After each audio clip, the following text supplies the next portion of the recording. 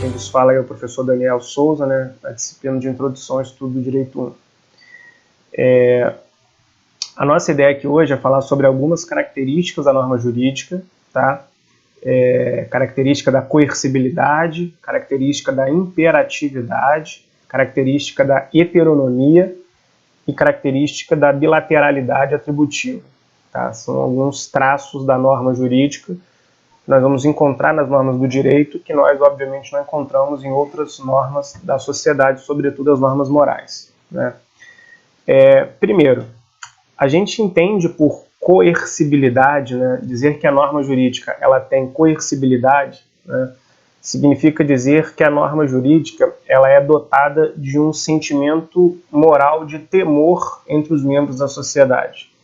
Mas moral, professor, não estava falando sobre o direito? Exatamente, né? O direito ele tem um efeito moral, além dos seus efeitos jurídicos, perante os membros da sociedade, né? Como é que funciona o fator coercibilidade no direito, né?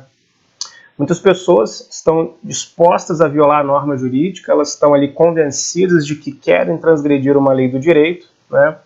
Mas na hora que aquele sujeito olha para o sistema jurídico e ele percebe que tem ali montada toda uma estrutura punitiva, né, prestes a ser acionada, né, ele teme, né, ser pego pelo Estado, pego pelo direito, teme ser punido pelas normas, né?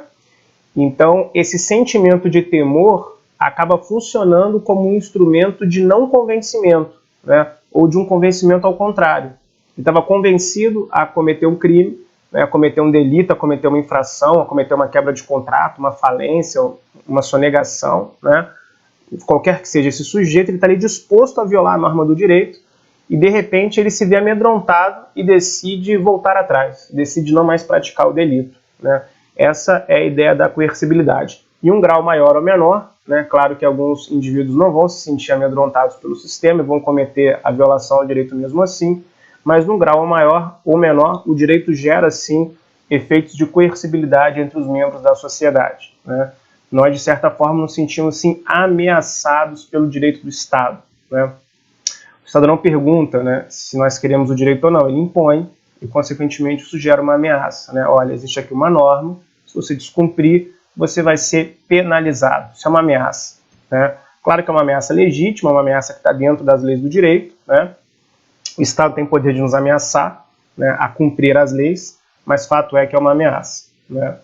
Muitos indivíduos eles já cumprem espontaneamente a norma por uma questão de consciência, né? Nós chamamos isso de adesão de espírito, né? Ele olha por uma norma, acha a norma justa, acha a norma moral, né? Ele concorda com a norma, então ele obedece, tá?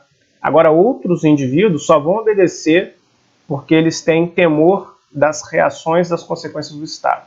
Essa, basicamente, é a ideia de coercibilidade, né?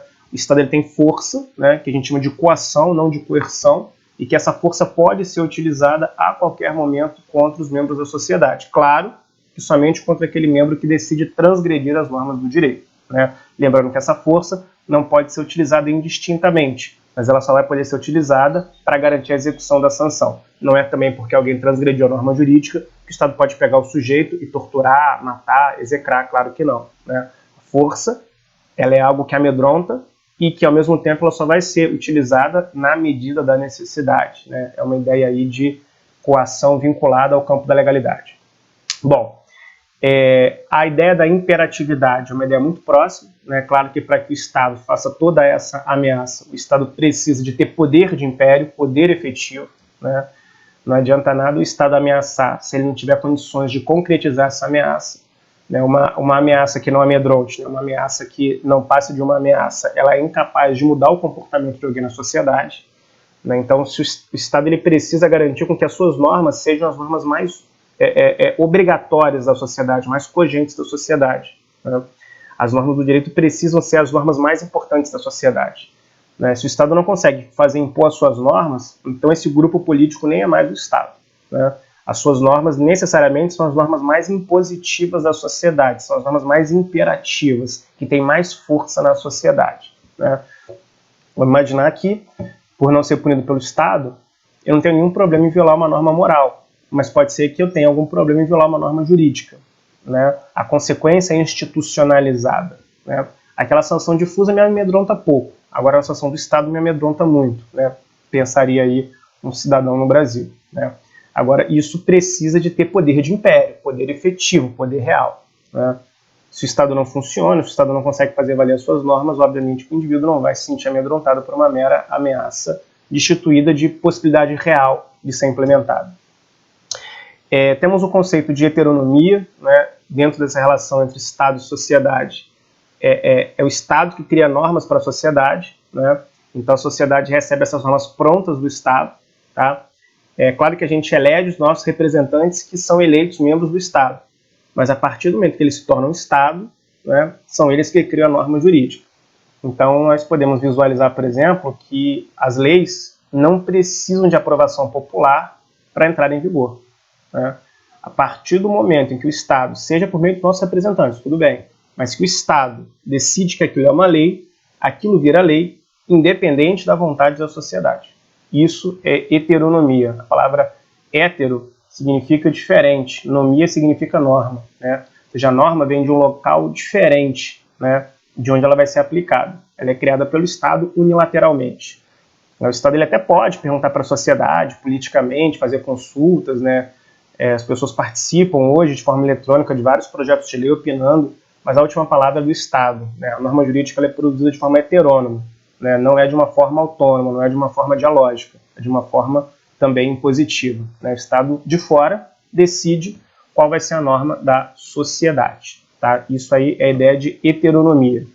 E por fim, a ideia de bilateralidade, né? Se nós estamos falando aqui entre Estado e sociedade, obviamente que o direito pressupõe dois lados, de um lado o Estado, do outro lado a sociedade, e não é uma bilateralidade igualitária, né? Estado e sociedade não têm os mesmos direitos aí no mundo jurídico, né? O Estado cria normas para a sociedade, ele pode atribuir normas à sociedade, mas a sociedade não pode atribuir normas ao Estado, né? O Estado ele até pode criar normas próprias, né? Mas ele não pode, a sociedade diretamente não cria nenhuma norma para o Estado, né? Um grupo de moradores de um bairro, por exemplo, enquanto o grupo de moradores, eles não conseguem criar uma regra, por exemplo, para o prefeito observar, né? Pode ser ali que se algum deles virar vereador, criar uma lei, essa lei obriga o prefeito, né? Porque aí virou o Estado. Mas a sociedade sozinha, ela não tem poder normativo de atribuir regra de comportamento para o Estado, mas o Estado tem poder normativo de atribuir regras de comportamento para a sociedade. É uma bilateralidade onde o Estado tem mais poder do que a sociedade. Tá? Então essas aí são as características, algumas das características da norma jurídica, né? Além delas nós temos generalidade, abstração, que nós vimos em sala de aula. Tá? Espero aí ter contribuído, né, para que vocês agora acessem o material, leiam um pouco os livros da doutrina, né? E aí tenham aí uma visão melhor. E a gente vai para a nossa aula, né, para a nossa próxima aula online, no nosso encontro, tirar todas as dúvidas e tenho certeza que vocês vão sair craques aí em características da norma jurídica. Beleza? Estou aqui sempre à disposição de vocês. Um forte abraço.